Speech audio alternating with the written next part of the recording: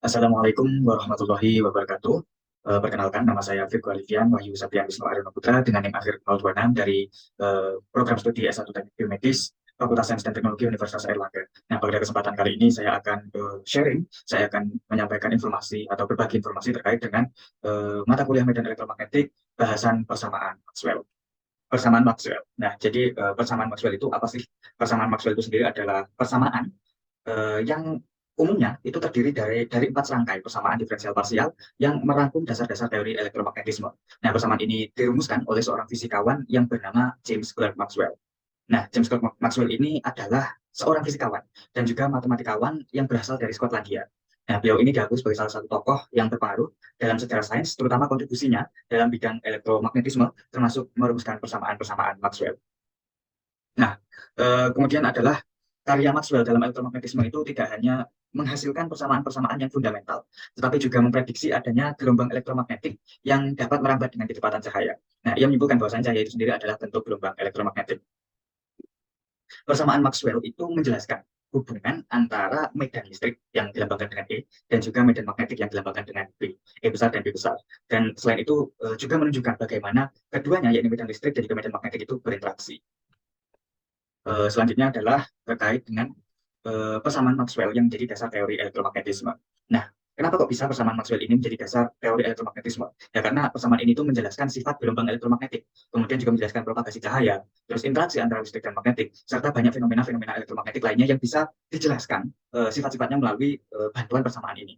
Nah, persamaan ini tuh menggambarkan hubungan yang konsisten dan kuat antara medan listrik dan juga magnetik, serta mengungkapkan saling ketergantungan atau dependensi atau ketergantungan di antara variabel-variabel tersebut. Nah, Maxwell ini merumuskan bahwasanya persamaan-persamaan yang ia temukan itu bukan dari persamaan-persamaan ngawur atau ngawang gitu ya teman-teman. Bahwasanya persamaan Maxwell ini dirumuskan melalui hasil pengamatan eksperimental dan juga kontribusi teoritis dari fisikawan-fisikawan terdahulu dengan menggabungkan antara hasil eksperimen yang kebanyakan dipengaruhi oleh Michael Faraday dan juga hukum-hukum elektromagnetik Andre Marie Ampere. Nah, selanjutnya adalah ada beberapa faktor yang ikut mendorong Maxwell untuk merumuskan persamaan-persamaannya. Yang pertama adalah pengetahuannya tentang hukum-hukum Faraday dan Ampere. Nah, Maxwell itu mempelajari eksperimen Michael Faraday yang menunjukkan bahwa perubahan medan magnetik dapat menghasilkan medan listrik. Nah, ia juga mempelajari hukum-hukum Ampere yang menggambarkan hubungan antara arus listrik dan medan magnetik. Maxwell itu ingin menggabungkan, ingin menyatukan pemahaman ini dalam satu kerangka teoritis yang konsisten. Nah, yang kedua adalah hasil eksperimen yang tidak konsisten dengan teori saat itu. Nah, beberapa hasil eksperimen seperti eksperimen elektromagnetik yang dilakukan oleh Heinrich Hertz menunjukkan bahwasanya fenomena elektromagnetik itu tidak dapat sepenuhnya dijelaskan oleh teori-teori yang berkembang dan lagi tren saat itu, yang lagi booming saat itu. Nah, Maxwell merasa bahwasanya perlu untuk mengembangkan kerangka teoritis baru yang istilahnya adalah lebih lebih tepat, lebih sesuai, lebih komprehensif lah, yang dapat menggambarkan semua fenomena yang diamati dalam persamaan yang real, istilahnya dapat dipercaya gitu. Terus kemudian adalah adanya kontribusi matematika. Nah, Maxwell sendiri memiliki kemampuan atau basic keahlian matematika yang bisa dikatakan luar biasa. Dan ia menggunakan keahlian ini untuk mengembangkan persamaan-persamaan diferensial parsial yang menggambarkan interaksi antara medan listrik dan juga medan magnetik. Ia menggunakan konsep medan vektor untuk menyampaikan hubungan matematis di antara medan listrik dan medan magnetik ini. Kemudian adalah terkait dengan penggabungan pengetahuan tadi. Nah, dengan menggabungkan pengetahuan tentang hukum eksperimental dan kontribusi matematika yang inovatif, Maxwell itu merumuskan persamaan-persamaan yang mengintegrasikan, yang menyatukan, yang menggabungkan konsep-konsep dasar elektromagnetisme. Nah, persamaan-persamaan yang dirumuskan oleh Maxwell ini menjadi fondasi dari teori elektromagnetisme dan memungkinkan kita untuk memahami dan memprediksi berbagai fenomena listrik dan magnetik, termasuk gelombang elektromagnetik yang salah satu contohnya adalah cahaya gitu ya. Nah, karena sumbangsihnya yang besar ini, persamaan-persamaan yang dirumuskan oleh Maxwell akhirnya dinamakan persamaan Maxwell sesuai dengan namanya untuk menghormati kontribusi dari James Clerk Maxwell dalam pengembangan bidang elektromagnetisme. Nah, yang selanjutnya adalah persamaan Maxwell ya. Pada mulanya ada 4 persamaan Maxwell. Ya, persamaan 1, del dot E sama dengan 1 per epsilon 0 kali rho. Persamaan 2 ada del dot B sama dengan 0. Persamaan 3 ada del cross E sama dengan min do B per do T. Kemudian yang persamaan 4 ada del cross B sama dengan mu 0 dikali dengan C. Nah, jadi persamaan yang pertama ini dikenal dengan istilah persamaan Gauss untuk medan listrik, di mana del dot E itu adalah divergensi medan listrik E. Rho adalah rapat muatan listrik, dan epsilon 0 adalah permitivitas ruang hampa. Kemudian persamaan Gauss untuk medan magnetik. Nah, persamaan Gauss untuk medan magnetik ini rumusnya adalah del dot B sama dengan 0, yang persamaan 2. Nah, di mana del dot B ini adalah divergensi medan magnetik B, dan hasilnya harus 0. Kenapa kok 0? Karena tidak adanya monopol magnetik yang diamati menjadikan nilai dari del dot B itu harus sama dengan 0. Yang ketiga, itu ada persamaan Faraday untuk induksi elektromagnetik, yang persamaannya del cross E sama dengan min rho B per rho T, di mana del cross E itu adalah persamaan Carnot, fungsi Carnot yang menunjukkan rotasi medan listrik E, dan rho B per rho T itu adalah turunan parsial dari medan magnetik B terhadap waktu. Persamaan ini tuh menjelaskan bahwasanya perubahan medan magnetik tiap satuan waktu itu dapat menghasilkan medan listrik yang terinduksi. Kemudian yang keempat, itu ada persamaan Ampere-Maxwell, yang persamaannya itu ada del cross B sama dengan mu0 J, di mana del cross B adalah rotasi medan magnetik B, kemudian mu0 adalah permeabilitas ruang hampa, sementara J itu adalah rapat arus listrik. Nah, ternyata dari persamaan-persamaan yang disebutkan tadi, dari persamaan 1, 2, 3, 4, ternyata pada persamaan 4 itu masih belum sempurna. Sehingga di sini dibahas lagi. Nanti dalam video ini akan dibahas terkait apa sih yang menyebabkan persamaan 4 dari persamaan diferensial Maxwell tadi belum sempurna. Kemudian bagaimana solusi untuk mengatasi kebelum sempurnaan tersebut, dan dari solusi tersebut apa sih persamaan final yang kira-kira bisa, yang langsung siap untuk kita pakai dalam teori elektromagnetisme. Nah, nanti juga dibahas juga secara sedikit lebih dalam terkait 3 persamaan Maxwell lainnya terlebih dahulu sebagai pengantar sekaligus sebagai sharing informasi sebelum masuk ke persamaan keempat ini. Kemudian juga akan dibahas terkait dengan keterkaitan antar persamaan Maxwell 1, 2, 3, 4 tersebut. Baik, yang selanjutnya adalah akan kita bahas 4 persamaan Maxwell. Nah, yang bahasan pertama kita adalah persamaan Gauss untuk medan listrik. Jadi, persamaan Gauss untuk medan listrik ini secara umum terbagi ke dalam bentuk diferensial dan integral. Persamaan Gauss untuk medan listrik dalam bentuk diferensial itu adalah del dot E sama dengan 1 per epsilon 0 dikali dengan rho. Sementara itu, persamaan Gauss untuk medan listrik dalam bentuk integral adalah integral pada lintasan S dari E dot dA sama dengan 1 per epsilon 0 dikali dengan Q terenkapsulasi atau terlingkupi. Baik, yang selanjutnya adalah akan kita bahas terkait dengan persamaan Gauss untuk medan listrik bentuk diferensial. Nah, jadi persamaan Gauss untuk medan listrik bentuk diferensial ini adalah salah satu persamaan Maxwell yang menyatakan hubungan antara medan listrik E dan muatan listrik rho. Nah, dalam bentuk diferensial, persamaan ini dinyatakan sebagaimana ada di layar, yakni del dot E sama dengan 1 per epsilon 0 rho. Nah, di sini kita akan coba untuk breakdown dari setiap simbol dan parameter yang terkait dengan persamaan tersebut secara sedikit lebih dalam. Nah, pada persamaan tersebut ada del dot. Nah, del dot ini adalah suatu simbol yang menggambarkan operasi matematika divergensi. Dalam konteks persamaan ini, del atau nabla yang berbentuk seperti segitiga terbalik itu adalah suatu operator diferensial vektor yang menghasilkan turunan parsial terhadap koordinat spasial. Nah, del dot E ini sendiri adalah divergensi medan listrik E yang mengukur bagaimana garis medan listrik merambat keluar dari atau menuju ke suatu titik dalam ruang.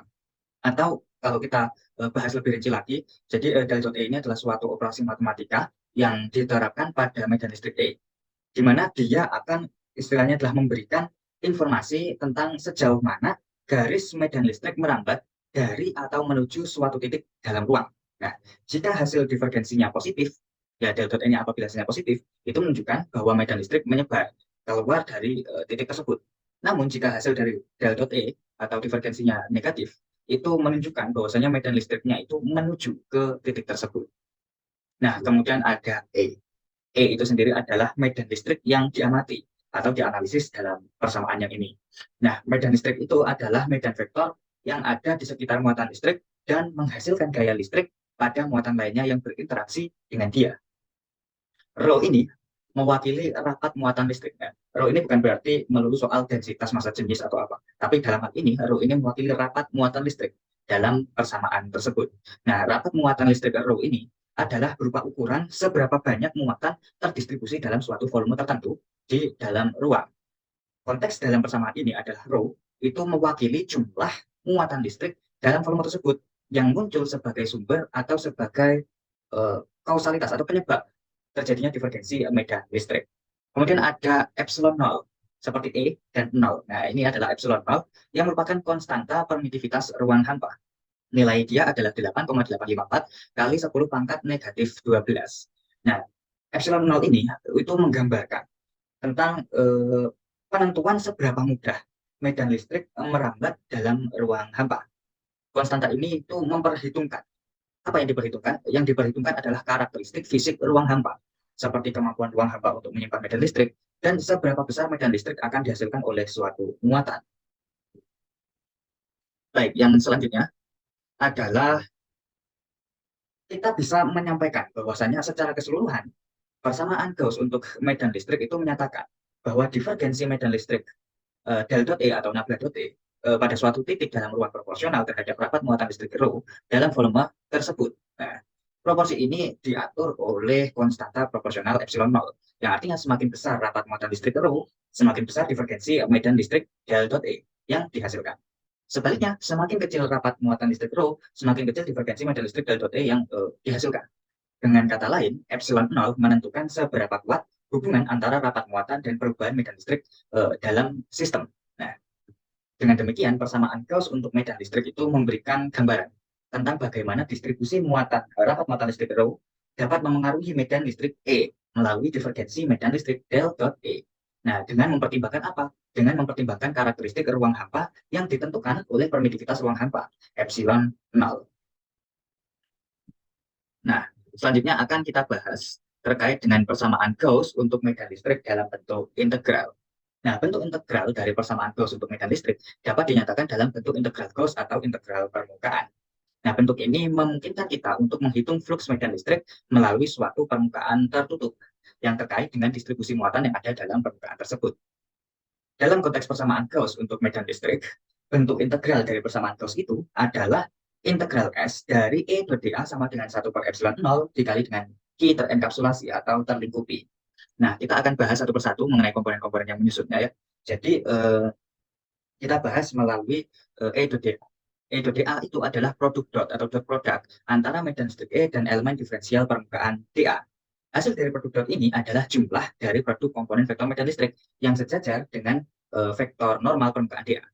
Dengan kata lain, hasil dari E dA memberikan kontribusi medan listrik yang melintasi permukaan tertutup S. Kemudian kita akan beranjak ke Q. Q itu adalah total muatan yang terdistribusi di dalam permukaan tertutup S. Nah, ini mencakup muatan listrik positif dan muatan listrik negatif yang ada di dalam permukaan. Lalu ada epsilon 0 sebagaimana dijelaskan sebelumnya, yakni konstanta permitivitas ruang hampa yang nilainya 8,854 kali 10 pangkat negatif 12. Nah, kemudian ada simbol integral, ada S kecil di bawahnya. Nah, itu artinya adalah integrasi tertutup dilakukan pada permukaan S. Nah, permukaan S ini bisa berbentuk segi empat, bola, silinder, atau bentuk permukaan tertentu yang lainnya. Nah, dalam bentuk integral Gauss ini, kita dapat mengukur fluks medan listrik melalui suatu permukaan tertutup dengan mengintegralkan produk dot antara medan listrik dengan elemen permukaan diferensialnya. Dan hasilnya akan berhubungan dengan total muatan yang ada dalam permukaan tertutup tersebut. Nah, selanjutnya adalah kita akan menyimpulkan terkait dengan persamaan Gauss untuk medan listrik. Jadi, persamaan Gauss untuk medan listrik itu memiliki dua bentuk yang berbeda, bentuk diferensial dan bentuk integral. Persamaan Gauss dalam bentuk diferensial. Nah, persamaan Gauss dalam bentuk diferensial, rumusnya sebagaimana sudah kita pelajari tadi dan juga ditampilkan kembali di layar. Nah, persamaan Gauss dalam bentuk diferensial ini digunakan untuk mempelajari perubahan lokal medan listrik dengan memperhatikan distribusi muatan listrik dalam suatu sistem. Persamaan ini memberikan hubungan langsung antara divergensi medan listrik del dot E atau nabla dot E dengan rapat muatan listrik rho. Dengan menggunakan persamaan diferensial, kita dapat menghitung divergensi medan listrik di setiap titik dalam ruang. Selanjutnya adalah persamaan Gauss dalam bentuk integral. Nah, sebagaimana sudah dijelaskan sebelumnya dan ditampilkan kembali di layar, itu adalah bentuk dari persamaan Gauss integral. Nah, bentuk integral persamaan Gauss itu digunakan untuk mempelajari fluks medan listrik yang melalui suatu permukaan tertutup dengan mengukur total muatan yang ada di dalam permukaan tersebut. Persamaan ini memberikan hubungan antara fluks medan listrik, yakni integral S integral tertutup S dari E dot dA dan total muatan yang terdistribusi, yakni Q, di dalam permukaan tertutup tersebut. Nah, dengan menggunakan persamaan integral, kita bisa mengukur flux medan listrik melalui permukaan tertutup dengan mengintegralkan produk dot antara medan listrik dan elemen permukaan diferensial. Hasil integral ini akan memberikan informasi tentang total muatan yang ada di dalam permukaan tertutup. Nah, kemudian adalah dua bentuk persamaan Gauss, baik itu diferensial maupun integral ini, penggunaannya tergantung pada konteks dan tujuan analisis yang dilakukan. Bentuk diferensial cocok digunakan untuk mempelajari distribusi lokal medan listrik dan muatan listrik dalam suatu sistem. Sedangkan bentuk integralnya cocok digunakan untuk mempelajari flux medan listrik melalui permukaan tertutup yang terkait dengan total muatan di dalamnya. Meskipun kedua bentuk persamaan Gauss ini memiliki fungsi yang berbeda, tetapi saling melengkapi dan membantu kita dalam memahami fenomena elektromagnetik dengan cara yang berbeda. Persamaan yang selanjutnya adalah persamaan Maxwell kedua, yaitu persamaan Gauss untuk medan magnet. Nah, persamaan Gauss untuk medan magnet itu secara umum juga terbagi menjadi dua bentuk, yakni bentuk diferensial dan juga bentuk integral. Persamaan Gauss untuk medan magnet dalam bentuk diferensial itu sebagaimana ditampilkan di layar, yakni persamaannya adalah del dot B sama dengan 0. Dan untuk persamaan Gauss medan magnet dalam bentuk integral, maka persamaannya adalah integral B dot dA pada permukaan tertutup S sama dengan 0. Yang selanjutnya adalah akan kita bahas terkait persamaan Gauss untuk medan magnet bentuk diferensial. Nah, jadi persamaan Gauss untuk medan magnetik bentuk diferensial adalah del dot B sama dengan 0. Bila mana del dot ini adalah suatu simbol matematis yang menggambarkan operasi matematika yang disebut sebagai divergensi. Sementara B merupakan medan magnet yang dianalisis dalam persamaan ini. Sehingga kita dapat menyimpulkan bahwasanya del dot B itu adalah suatu divergensi medan magnetik B yang mana hasilnya harus 0 karena tidak ada monopol magnetik yang diamati. Nah, selanjutnya adalah terkait dengan pembahasan komponen-komponen yang menyusun persamaan Gauss untuk medan magnet. Nah, kita sudah ketahui bahwasanya del dot itu tadi adalah suatu bentuk operator divergensi. Nah, operator divergensi del dot itu diterapkan pada suatu vektor untuk mengukur sejauh mana vektor tersebut menyebar dari atau menuju suatu titik dalam ruang. Dalam hal ini, operator divergensi diterapkan pada medan magnetik B. Hasil dari del dot B atau nabla dot B adalah besaran skala yang menunjukkan sejauh mana garis medan magnetik merambat keluar atau ke dalam suatu titik dalam ruang. Pada sisi kanan persamaan, kita ketahui bahwasanya hasil divergensi medan magnetik del dot B adalah 0. Ini artinya bahwa dalam konteks medan magnetik tidak ada monopol magnetik yang diamati. Dalam konteks ini, monopol magnetik merujuk pada kutub magnetik tunggal, seperti kutub utara atau kutub selatan. Dalam arti lain, tidak ada sumber atau penyebab tunggal yang menghasilkan medan magnetik yang merambat keluar atau masuk dari suatu titik. Di tataran medan magnet itu tidak akan ditemukan monopol magnetik seperti yang ada pada muatan listrik, di mana muatan tunggal dapat berdiri sendiri tanpa adanya muatan sebaliknya. Fisika dasar yang sudah kita pelajari itu mengungkapkan bahwa saat kita mencoba memisahkan monopol magnetik menjadi dua bagian, kita tidak dapat memperoleh monopol magnetik yang benar-benar terisolasi. Setiap kali kita membagi magnet menjadi dua bagian, kita pasti akan mendapatkan dua magnet dengan kutub utara dan selatan yang sepaket. Oleh karena itu, tidak ada sumber monopol magnetik yang eksis di alam. Dalam persamaan Gauss untuk medan magnetik, hasilnya 0 mengindikasikan bahwa garis medan magnetik tidak bermuatan dan tidak ada sumber monopol magnetik dalam sistem. Ini menggambarkan bahwasanya sifat khas medan magnetik yang selalu terbentuk oleh kutub-kutub magnet yang saling berlawanan, satu paket. Jadi ketika ada kutub selatan pasti sepaket dengan kutub utara. Tidak ada yang berdiri sendiri kutub selatan tok atau kutub utara tok. Sehingga garis medan magnetik selalu membentuk lingkaran tertutup.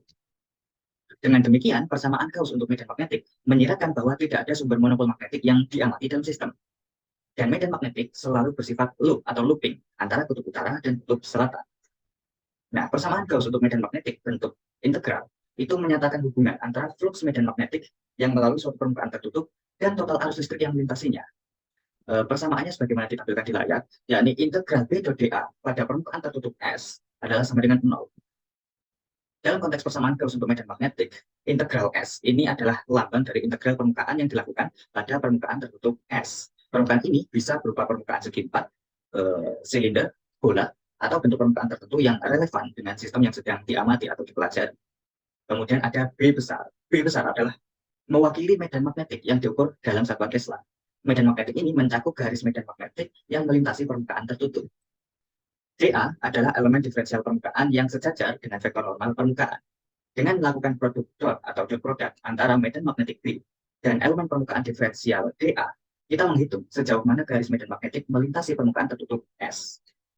Hasil integral dari B.dA di sekitar permukaan S adalah sama dengan 0, yang mengindikasikan bahwa flux medan magnetik yang melalui permukaan tertutup adalah juga 0. Dalam kata lain, jumlah garis medan magnetik yang memasuki permukaan tertutup sama dengan jumlah garis medan magnetik yang keluar dari permukaan tertutup. Hal ini terkait dengan sifat fundamental medan magnetik yang tidak memiliki monopol magnetik yang diamati. Kita akan mereview kembali terkait dengan persamaan Gauss untuk medan magnetik. Jadi persamaan Gauss untuk medan magnetik, sebagaimana yang sudah kita pelajari tadi, itu punya dua bentuk yang berbeda. Ada bentuk diferensial dan bentuk integral. Kedua bentuk tersebut digunakan dalam konteks yang berbeda untuk memahami dan menganalisis sifat medan magnetik. Nah, yang pertama kita bahas kembali soal persamaan Gauss dalam bentuk diferensial. Sebagaimana ditampilkan di layar, kita bisa mengetahui bentuk persamaannya seperti apa. Lalu apa yang dapat kita pahami dari persamaan Gauss dalam bentuk diferensial. Jadi bentuk diferensial persamaan Gauss itu digunakan untuk mempelajari perubahan lokal medan magnetik dengan memperhatikan sifat divergensi medan magnetik di setiap titik dalam ruang. Persamaan ini menyatakan bahwa hasil divergensi medan magnetik del dot P harus 0, yang artinya tidak ada sumber monopol magnetik yang diamati. Bentuk diferensial ini membantu kita memahami bahwa medan magnetik selalu berasal dari dan menuju kutub-kutub magnetik yang saling berlawanan. Dan tidak ada monopol magnetik yang ada atau yang eksis di real life, di dunia nyata, secara terisolasi. Persamaan diferensial ini memberikan gambaran tentang distribusi medan magnetik di dalam ruang. Lalu yang kedua adalah persamaan Gauss dalam bentuk integral. Nah, persamaan Gauss untuk medan magnetik dalam bentuk integral bisa dilihat di layar sebagaimana yang sudah dijelaskan sebelumnya. Nah, apa sih yang dapat kita pahami dari persamaan ini? Jadi, bentuk integral persamaan Gauss itu digunakan untuk mempelajari flux medan magnetik melalui permukaan tertutup. Persamaan ini menyatakan bahwa flux medan magnetik melalui permukaan tertutup adalah 0. Dalam kata lain, jumlah garis medan magnetik yang memasuki permukaan tertutup sama dengan jumlah garis medan magnetik yang keluar dari permukaan tertutup. Bentuk integral ini membantu kita untuk mengukur jumlah total garis medan magnetik yang melintasi permukaan tertutup yang berguna dalam analisis flux magnetik dan hubungannya dengan total arus listrik yang melintasinya. Jadi dalam penggunaannya, bentuk diferensial itu lebih banyak digunakan, lebih cocok digunakan untuk memahami perubahan lokal medan magnetik dan menggambarkan distribusi medan magnetik di dalam ruang. Sementara bentuk integral cocok digunakan untuk mengukur flux medan magnetik yang melalui suatu permukaan tertutup dan juga digunakan untuk membantu kita dalam memahami hubungan antara flux medan magnetik dan total arus listrik yang melintasinya. Meskipun kedua bentuk persamaan ini seolah berbeda, namun keduanya saling melengkapi dan membantu kita untuk memahami sifat dasar medan magnetik, yaitu tidak adanya monopol magnetik dan sifat aliran medan magnetik yang tertutup. Selanjutnya akan dibahas persamaan Maxwell yang ketiga, yaitu persamaan Faraday untuk induksi elektromagnetik. Jadi persamaan Faraday untuk induksi elektromagnetik secara umum dibagi jadi ke dalam bentuk diferensial dan juga integral. Nah, persamaan Faraday untuk induksi elektromagnetik bentuk diferensial adalah del cross E sama dengan min dou B per dou T. Lalu persamaan Faraday untuk induksi elektromagnetik dalam bentuk integral adalah integral tertutup dari E dot dl sama dengan min D per dt integral dari B dot dA. Sekarang akan dibahas terkait dengan persamaan Faraday untuk induksi elektromagnetik bentuk diferensial. Nah, jadi persamaan Faraday itu yang bentuk diferensial menyatakan bahwa perubahan medan magnetik dalam waktu dapat menghasilkan medan listrik yang terinduksi di sekitarnya. Nah, secara matematis persamaan Faraday bentuk diferensial itu adalah del cross E sama dengan min dou B per dou T. Nah, del cross atau nabla cross ini adalah simbol matematis yang menggambarkan suatu operasi matematika yang disebut dengan kalau. Kemudian E itu adalah medan listrik yang diamati atau dianalisis dalam persamaan ini. Lalu di ruas kanan ada tanda negatif. Nah, tanda negatif ini menunjukkan bahwa medan listrik yang terinduksi akan memiliki arah yang berlawanan dengan perubahan medan magnetik. Lalu ada dou B per dou T. B itu adalah medan magnet yang diamati atau dianalisis dalam persamaan ini. Sementara T itu menyatakan waktu. Jadi dou B per dou T itu adalah persamaan diferensial dari perubahan medan magnet tiap satuan waktu. Nah, selanjutnya adalah akan kita bahas lebih lanjut lagi terkait dengan persamaan Faraday bentuk diferensial itu tadi. Yakni bahwasanya persamaan bentuk diferensial ini menyajikan hubungan lokal antara rotasi medan listrik del cross E dan perubahan medan magnetik dou B per dou T pada setiap titik dalam ruang. Nah, dalam persamaan ini, del cross E itu adalah mewakili operasi rotasi Carroll dari medan listrik E. Operasi rotasi del cross itu digunakan untuk menghitung vektor medan listrik yang melingkar atau berputar di sekitar suatu titik. Rho B per dot T itu mewakili turunan parsial medan magnetik B terhadap waktu. Turunan parsial ini menunjukkan perubahan medan magnetik dalam satuan waktu, tiap satuan waktu begitu. Nah, pada sisi kanan persamaan itu terdapat tanda negatif. Nah, tanda negatif ini itu sebagaimana yang telah dijelaskan sebelumnya, menunjukkan atau menyampaikan informasi bahwasanya medan listrik yang terinduksi nanti arahnya akan berlawanan dengan perubahan medan magnetiknya. Nah, persamaan ini menyatakan bahwa perubahan medan magnetik dalam waktu akan menghasilkan medan listrik yang terinduksi. Dalam konteks yang lebih spesifik, persamaan ini menjelaskan prinsip induksi elektromagnetik, di mana perubahan fluks medan magnetik melalui suatu permukaan tertutup akan menyebabkan timbulnya medan listrik yang mengelilingi permukaan tersebut. Dalam bentuk diferensial, persamaan ini menunjukkan hubungan lokal antara rotasi medan listrik dan perubahan waktu medan magnetik. Selanjutnya adalah akan dibahas terkait dengan persamaan Faraday dalam bentuk integral. Nah, jadi di sini ada persamaan integral tertutup E dot dl sama dengan min d per dt dari integral B dot dA. Nah, persamaan ini itu merupakan bentuk integral dari persamaan Faraday yang tadi, yang di slide sebelumnya. Persamaan ini dikenal juga sebagai hukum Faraday-Lenz. Persamaan ini itu menggambarkan atau mensketsakan atau menjelaskan hubungan antara medan listrik yang melintasi lintasan tertutup dengan perubahan flux medan magnetik yang melalui permukaan yang diapit oleh lintasan tersebut. Kemudian akan kita bahas per komponen dari persamaan ini. Nah, di sini ada integral tertutup E dot dl. Ini artinya adalah suatu integral lintasan tertutup dari dot produk antara medan listrik E dan elemen lintasan dl. Integral ini menggambarkan pekerjaan atau istilahnya adalah usaha persatuan muatan yang dilakukan oleh medan listrik saat muatan bergerak sepanjang lintasan tertutup. Misalkan lintasan tertutupnya adalah kita misalkan dengan C, maka integral ini menggambarkan usaha persatuan muatan yang dilakukan oleh medan listrik saat muatannya bergerak sepanjang lintasan tertutup C. Secara intuitif, ini menggambarkan energi listrik yang dialami oleh muatan yang bergerak di sepanjang lintasan tertutup. Ketika medan listrik E melintasi lintasan yang tertutup, muatan listrik yang bergerak di dalam lintasan akan mengalami gaya listrik yang menghasilkan energi kinetik. Karena ada gerakan. Gerakan ini menimbulkan adanya kecepatan. Nah, sesuatu yang bergerak, sesuatu yang memiliki kecepatan tentu akan menimbulkan adanya energi kinetik. Nah, jadi integral ini menghubungkan pergerakan muatan listrik dengan medan listrik yang melintasi lintasan. Kemudian di sini di ruas kanan ada tanda negatif yang menunjukkan bahwa medan listrik yang terinduksi akan memiliki arah yang berlawanan dengan perubahan medan magnetiknya. Kemudian kita lihat lebih apa ya istilahnya lebih luas, sedikit lebih luas, yakni min d per dt atau min rho per dot t. Nah, ini adalah turunan parsial terhadap waktu. Turunan ini menggambarkan perubahan flux medan magnetik dalam waktu. Dengan menggunakan tanda negatif di depannya, ini menunjukkan bahwa medan listrik yang terinduksi akan memiliki arah yang berlawanan dengan perubahan flux medan magnetiknya. Ketika flux medan magnetik melalui permukaan yang diapit oleh lintasan tertutup yang berubah seiring waktu, terjadi perubahan flux medan magnetik dalam waktu. Rho per dot T atau D per dt. Nah, hal ini menghasilkan medan listrik yang terinduksi. Dan arah medan listrik tersebut akan berlawanan dengan perubahan flux medan magnetik. Ini menjelaskan prinsip induksi elektromagnetik, di mana perubahan medan magnetik menghasilkan medan listrik yang terinduksi. Kemudian adalah integral B dot dA. Nah, integral B dot dA ini adalah suatu integral permukaan tertutup dari dot produk antara medan magnetik B dan elemen permukaan dA.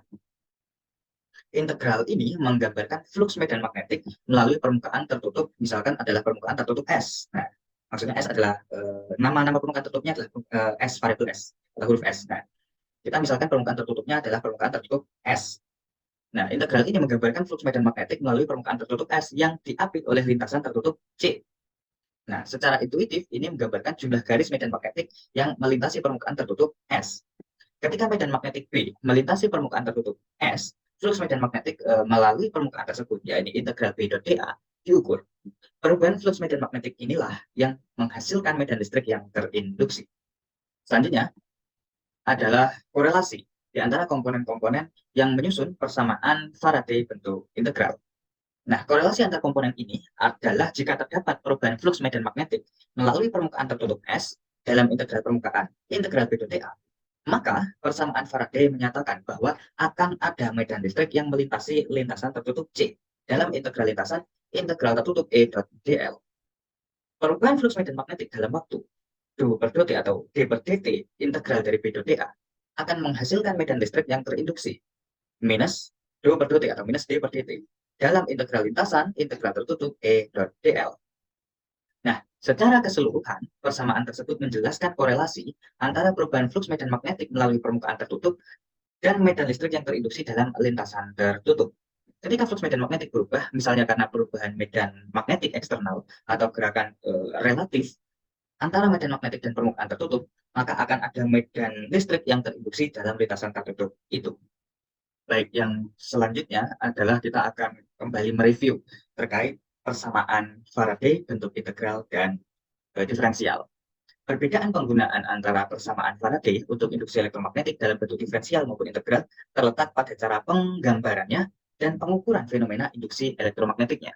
Nah, berikut adalah akan dijelaskan tentang perbedaan atau tentang kontras di antara dua bentuk persamaan Faraday ini. Yang pertama adalah bentuk diferensial. Nah, sebagaimana yang sudah dipaparkan sebelumnya dan juga persamaan yang sudah disampaikan di layar, maka kita langsung saja bahwasanya bentuk diferensial, bentuk persamaan Faraday diferensial ini menyajikan hubungan lokal antara rotasi medan listrik del cross E dan perubahan medan magnetik dB per dt atau dB per dt pada setiap titik dalam ruang. Persamaan ini memungkinkan kita untuk mempelajari distribusi dan sifat lokal dari medan listrik dan medan magnetik dalam konteks induksi elektromagnetik pada titik tertentu dalam ruang. Ini lebih cocok untuk menganalisis. Jadi persamaan Faraday bentuk diferensial ini lebih cocok untuk menganalisis perubahan medan elektromagnetik yang terjadi pada skala yang sangat kecil, di dekat titik atau dalam kasus sistem kontinu. Persamaan ini berlaku untuk setiap titik dalam ruang dan memungkinkan kita memahami bagaimana perubahan medan magnetik lokal. Nah, kemudian adalah persamaan Faraday bentuk integral. Sebagaimana yang sudah disampaikan sebelumnya dan juga persamaannya sudah ditampilkan kembali di layar, maka kita langsung saja menjelaskan bahwasanya persamaan Faraday bentuk integral itu memberikan gambaran global. Kalau diferensial lokal, kalau integral global.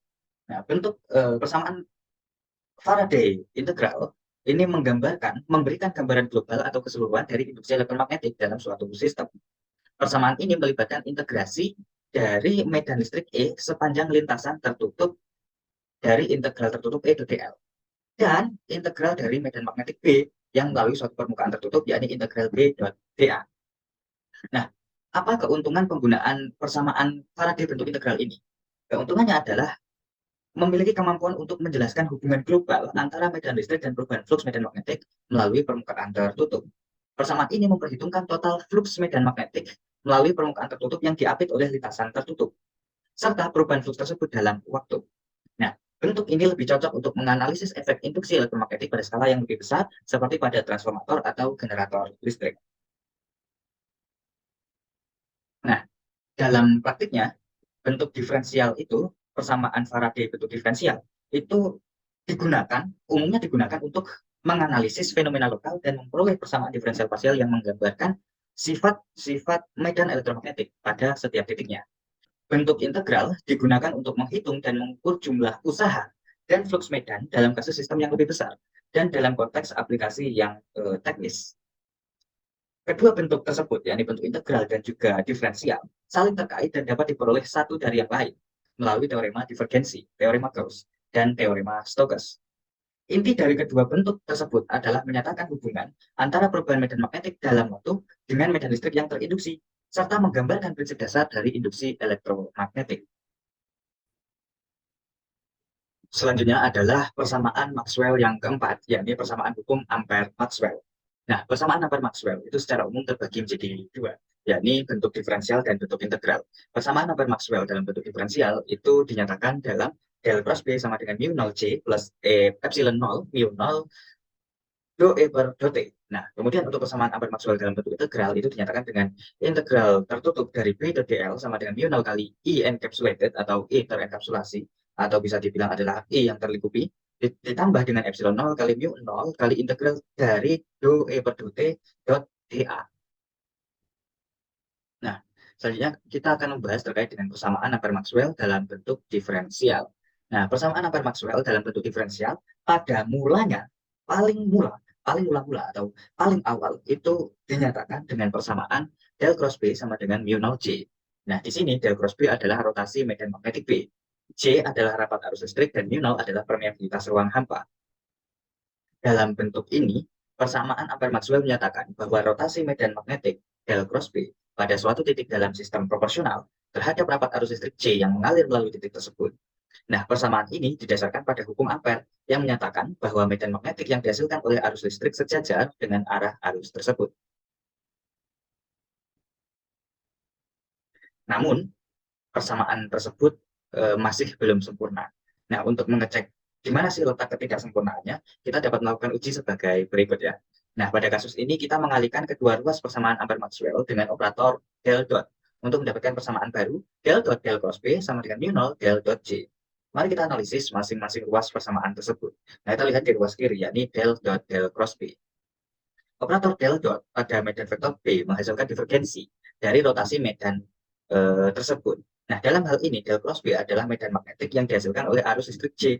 Namun, ketika kita mengambil divergensi dari rotasi, hasilnya selalu 0.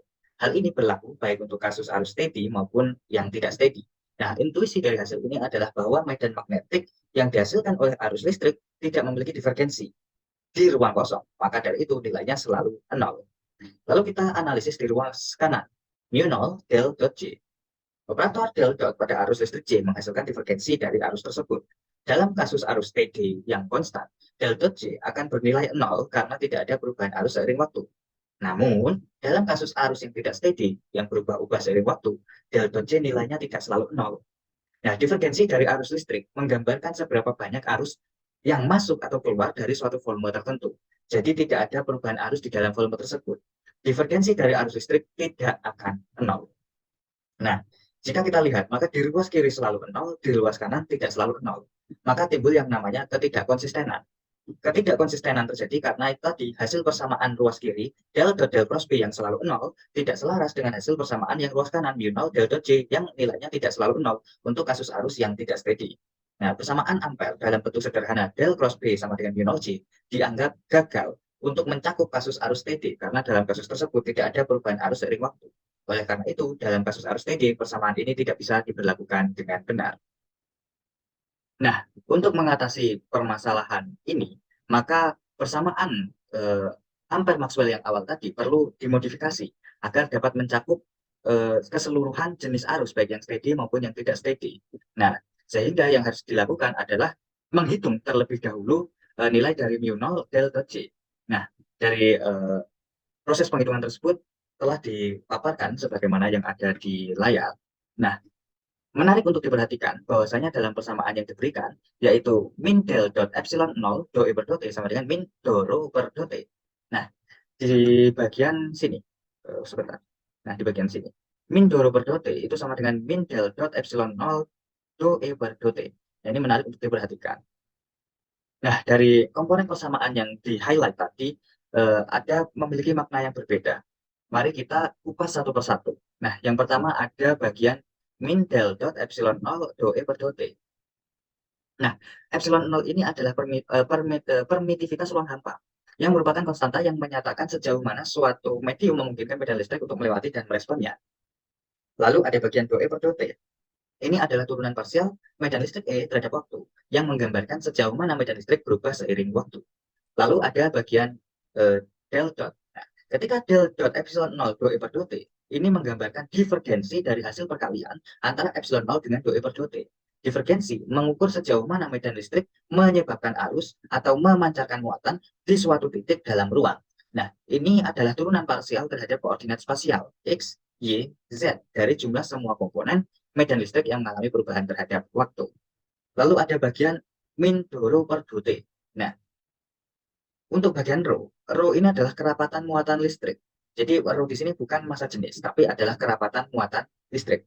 Nah, dalam konteks ini rho sama dengan epsilon 0 del dot E, yang merupakan hasil dari perkalian antara epsilon 0 dan divergensi medan listrik E. Kerapatan muatan listrik menggambarkan seberapa banyak muatan listrik yang ada di suatu titik dalam ruang. Lalu do rho per do T. Ini adalah turunan parsial kerapatan muatan listrik terhadap waktu, yang menggambarkan sejauh mana kerapatan muatan listrik dapat berubah seiring waktu. Nah, kemudian agar persamaan yang sebelumnya ini konsisten, maka setelah dilakukan perhitungan sedemikian rupa, maka akan menghasilkan persamaan ini. Del dot del cross B sama dengan mu 0 del dot J plus del dot epsilon 0 mu 0 do E per do T. Nah, persamaan tersebut menyatakan bahwa divergensi dari perkalian epsilon 0 dan turunan parsial medan listrik terhadap waktu sama dengan turunan parsial kerapatan muatan listrik terhadap waktu. Ini menunjukkan bahwa perubahan kerapatan muatan listrik seiring waktu berkaitan dengan perubahan medan listrik melalui persamaan tersebut. Dalam konteks persamaan Maxwell, persamaan tersebut mencerminkan hubungan antara perubahan medan listrik dan perubahan kerapatan muatan listrik dalam kondisi yang tidak steady. Nah, jadilah persamaan ampere Maxwell final sebagai berikut. Del cross B sama dengan mu 0 J plus epsilon 0 mu 0 do E per do T. Yang mana persamaan ini sudah final, yang berlaku untuk kasus arus yang non-steady maupun kasus arus yang steady. Nah, selanjutnya kita akan bahas lebih dalam terkait dengan persamaan final dari persamaan ampere Maxwell bentuk diferensial tadi. Nah, persamaan finalnya itu tadi adalah del cross B sama dengan mu 0 J plus epsilon 0 mu 0 do E per do T. Nah, dalam persamaan ini kita memiliki beberapa komponen yang bisa kita breakdown. Yang pertama adalah del cross B. Nah, del cross B ini sendiri adalah rotasi medan magnetik B yang menggambarkan bagaimana medan magnetik berputar atau melingkari arah sumbu tertentu. Mu 0 adalah permeabilitas ruang hampa yang merupakan konstanta yang memengaruhi sifat propagasi medan magnetik dalam ruang hampa. Nilainya adalah 4pi kali 10 pangkat 7 Weber per ampere meter. Nah, J adalah rapat arus listrik yang menyatakan jumlah arus yang mengalir per satuan luas melalui suatu titik. Ini berhubungan dengan pergerakan muatan listrik dalam sistem. Selanjutnya ada epsilon 0, adalah permitivitas ruang hampa yang merupakan konstanta yang memengaruhi sifat propagasi medan listrik dalam ruang hampa. Lalu ada do E per do T, yang merupakan turunan parsial dari medan listrik E terhadap waktu. Ini menggambarkan perubahan medan listrik seiring waktu dan merupakan indikasi adanya perubahan dalam medan elektromagnetik. Nah, selanjutnya adalah kita akan membahas terkait dengan kontribusi dari komponen-komponen yang ada di persamaan tadi. Nah, persamaan ampere Maxwell bentuk diferensial ini menyatakan bahwa rotasi medan magnetik del cross B di suatu titik dalam ruang adalah hasil dari dua kontribusi, yakni arus listrik J yang mengalir melalui titik tersebut dan perubahan medan listrik E seiring waktu do E per do T yang terjadi di sekitar titik tersebut. Nah, persamaan ampere Maxwell ini menghubungkan interaksi antara medan magnetik B, arus listrik J, dan perubahan medan listrik do E per do T. Nah, persamaan ini sendiri menyatakan bahwa rotasi medan magnetik del cross B dipengaruhi oleh arus listrik mu 0 J dan juga oleh perubahan medan listrik do E per do T. Persamaan ampere Maxwell menggambarkan interaksi antara medan magnetik dan medan listrik dalam konteks elektromagnetisme. Ini menyatakan bahwa perubahan medan listrik dapat menghasilkan rotasi medan magnetik dan arus listrik dapat menciptakan medan magnetik. Dalam bentuk diferensial, persamaan ini berlaku pada setiap titik dalam ruang dan memberikan deskripsi yang terperinci tentang distribusi medan magnetik dan responnya terhadap arus listrik dan perubahan medan listrik. Nah, selanjutnya kita akan membahas mengenai persamaan hukum ampere Maxwell dalam bentuk integral. Nah, bentuk integral dari persamaan ampere Maxwell adalah integral tertutup dari B dot dl sama dengan mu 0 I encapsulated plus E0, epsilon 0 kali mu 0 integral dari do E per do T dot dA. Nah, mari kita breakdown kembali komponen-komponen penyusun persamaan tersebut. Ada integral tertutup B dot dl. Ini menggambarkan integral, ini menunjukkan atau menginformasikan integral dari dot produk antara medan magnetik B dan vektor lintasan dl yang melintasi lintasan tertutup. Nah, yang digambarkan dari integral B dot dl ini adalah jumlah aliran medan magnetik yang melalui lintasan tertutup. Nah, B ini mewakili medan magnetik di sekitar lintasan. dl mewakili elemen vektor lintasan yang memberikan arah dan panjang setiap segmen lintasan. Integral dari B dot dl ini menyatakan penjumlahan kontribusi dari medan magnetik di sepanjang lintasan tertutup. Mu 0 ini adalah permeabilitas ruang hampa, yakni sebuah konstanta yang menentukan respons material terhadap medan magnetik.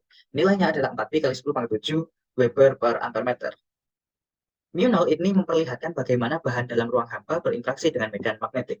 Dalam persamaan ini, mu 0 muncul sebagai faktor skala yang menghubungkan aliran medan magnetik dengan arus terenkapsulasi atau terlingkupi dan perubahan medan listriknya. I encapsulated atau I terenkapsulasi atau I terlingkupi. Ini adalah arus yang terenkapsulasi, yaitu jumlah total arus listrik yang melintasi permukaan dengan dibatasi oleh suatu lintasan tertutup. I enkapsulasi itu muncul sebagai kontribusi dari arus yang melintasi lintasan tertutup. Arus ini mungkin berasal dari kawat konduktor atau muatan yang mengalir melalui permukaan yang dibawa oleh lintasan. Lalu ada epsilon 0, ini adalah permitivitas ruang hampa, yang mana sebuah konstanta yang menentukan respon material terhadap medan listrik. Nilainya sendiri adalah 8,854 kali 10 pangkat min 12 farad per meter. Nah, Epsilon 0 memperlihatkan bagaimana bahan dalam ruang hampa berinteraksi dengan medan listrik. Dalam persamaan ini, epsilon 0 muncul sebagai faktor skala yang menghubungkan perubahan medan listrik dengan perubahan atau dengan aliran medan magnetik. Dou E per dou T. Ini adalah turunan parsial medan listrik E terhadap waktu, yang mewakili perubahan medan listrik seiring waktu. Perubahan medan listrik dou E per dou T dapat terjadi karena perubahan muatan atau gerakan muatan. Dalam persamaan ini, perubahan medan listrik memberikan kontribusi pada aliran medan magnetik. Lalu ada integral dou E per dou T dot dA. Ini adalah integral dari produk titik atau dot product antara perubahan medan listrik dou E per dou T dengan vektor luas permukaan dA. Nah, ini menggambarkan jumlah kontribusi perubahan medan listrik melalui suatu permukaan tertutup.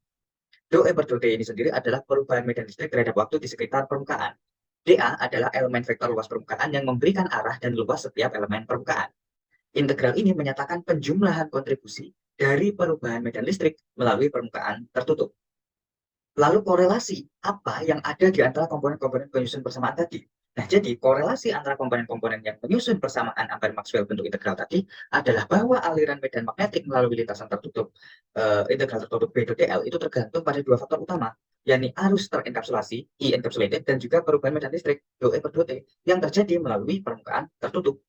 Arus terenkapsulasi atau I encapsulated itu memberikan kontribusi langsung terhadap aliran medan magnetik.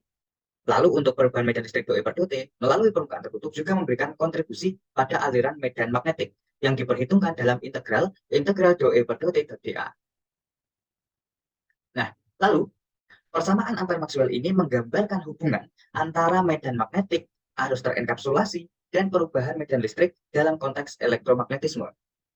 Dalam bentuk integral, persamaan ini memberikan gambaran yang lebih umum tentang aliran medan magnetik melalui lintasan tertutup dan kontribusi dari arus terenkapsulasi serta perubahan medan listrik dalam hal perubahan flux magnetik melalui permukaan tertutup.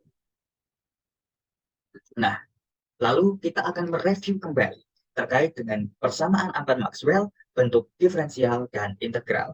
Nah, jadi persamaan Ampere-Maxwell memiliki dua bentuk, yaitu bentuk diferensial dan integral.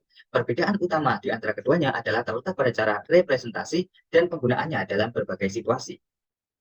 Untuk bentuk diferensial, persamaan Ampere-Maxwell itu menggambarkan hubungan lokal antara medan listrik dan medan magnetik di setiap titik dalam ruang. Bentuk diferensial dari persamaan ini ya sebagaimana yang ditampilkan di layar, yakni del cross B sama dengan mu 0 J plus epsilon 0 mu 0 dou E per dou T. Bentuk diferensial ini digunakan untuk menganalisis distribusi medan magnetik dan medan listrik dalam sistem yang kompleks, di mana medan tersebut dapat bervariasi secara spasial dan temporal di setiap titik dalam ruang. Persamaan ini memungkinkan kita untuk menghitung rotasi medan magnetik pada setiap titik dan melihat bagaimana medan listrik dan arus listrik berkontribusi pada perubahan medan magnetik. Nah, selanjutnya adalah bentuk integralnya. Bentuk integral dari persamaan Ampere-Maxwell itu menggambarkan hubungan yang global antara aliran medan magnetik melalui permukaan tertutup dan kontribusi dari arus terenkapsulasi, serta juga menggambarkan hubungan dari perubahan medan listrik. Bentuk integral dari persamaan ini sebagaimana ditampilkan di layar, yakni integral tertutup dari B dot dl sama dengan mu 0 I encapsulated plus epsilon 0 mu 0 integral dari dou E per dou T dot dA. Bentuk integral ini cocok digunakan ketika kita ingin menganalisis aliran medan magnetik melalui lintasan tertutup dan adanya kontribusi dari arus terenkapsulasi serta perubahan medan listrik dalam suatu sistem elektromagnetik.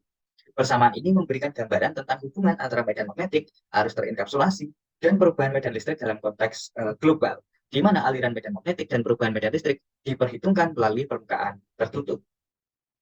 Selanjutnya, kita akan melanjutkan presentasi yang sebelumnya. Untuk yang slide kali ini adalah kita akan membahas terkait aplikasi induksi elektromagnetik pada alat induksi motor.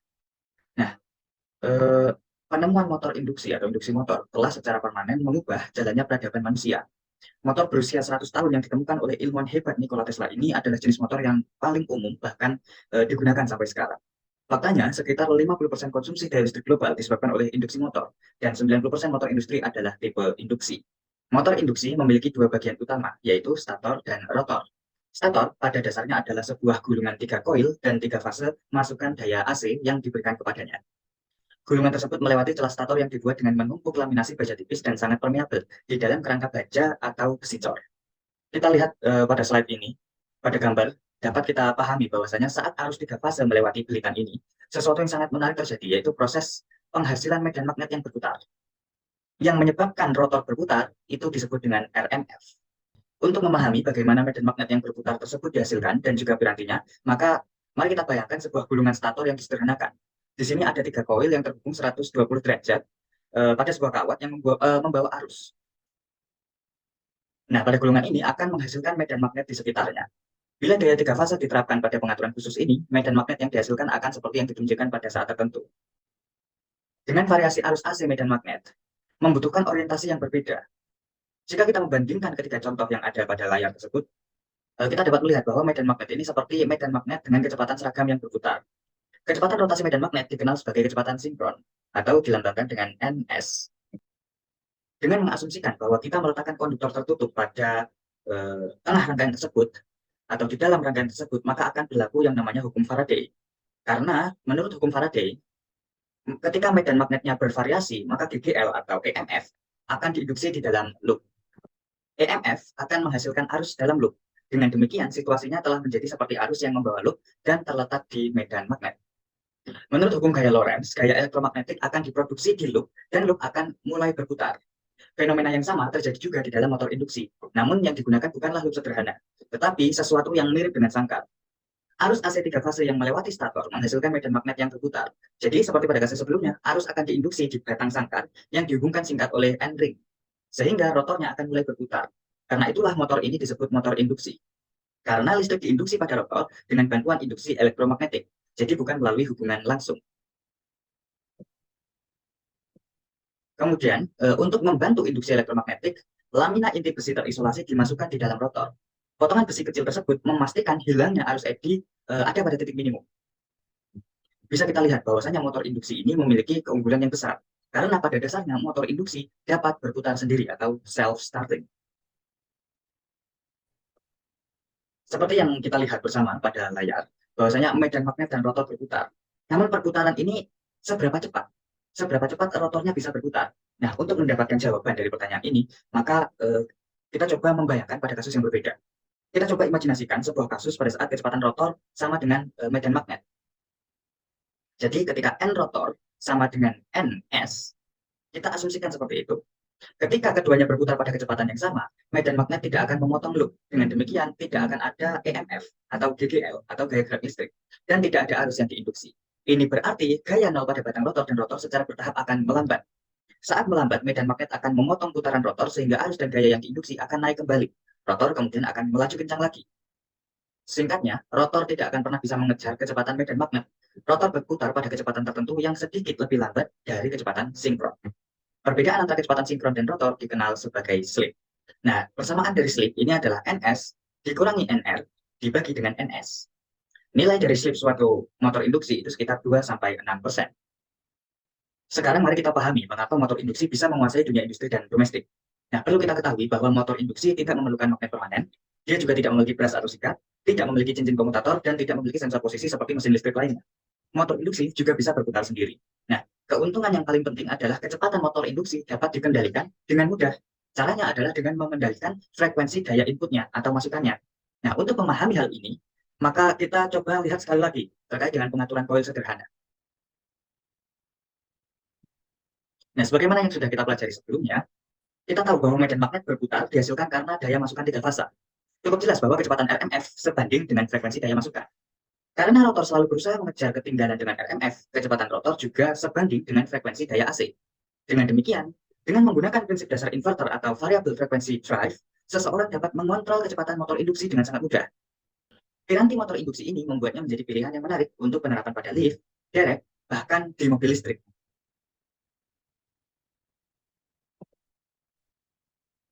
Nah, pada slide ini ditampilkan 3 gambar yang menunjukkan bahwasanya motor induksi dapat diterapkan atau diaplikasikan pada mobil listrik.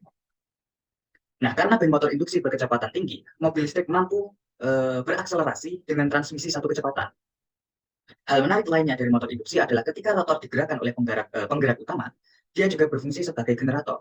Dalam hal ini, kita harus memastikan bahwa kecepatan RMF selalu lebih pelan, selalu lebih lambat daripada kecepatan rotor. Sekian penyampaian dari saya terkait dengan persamaan Maxwell dan juga aplikasi induksi elektromagnetik pada alat induksi motor. Apabila ada kesalahan dari saya terkait dengan ucapan atau penyampaian informasi yang kurang tepat, saya sampaikan permohonan maaf yang sebesar-besarnya. Sekian, wassalamualaikum warahmatullahi wabarakatuh.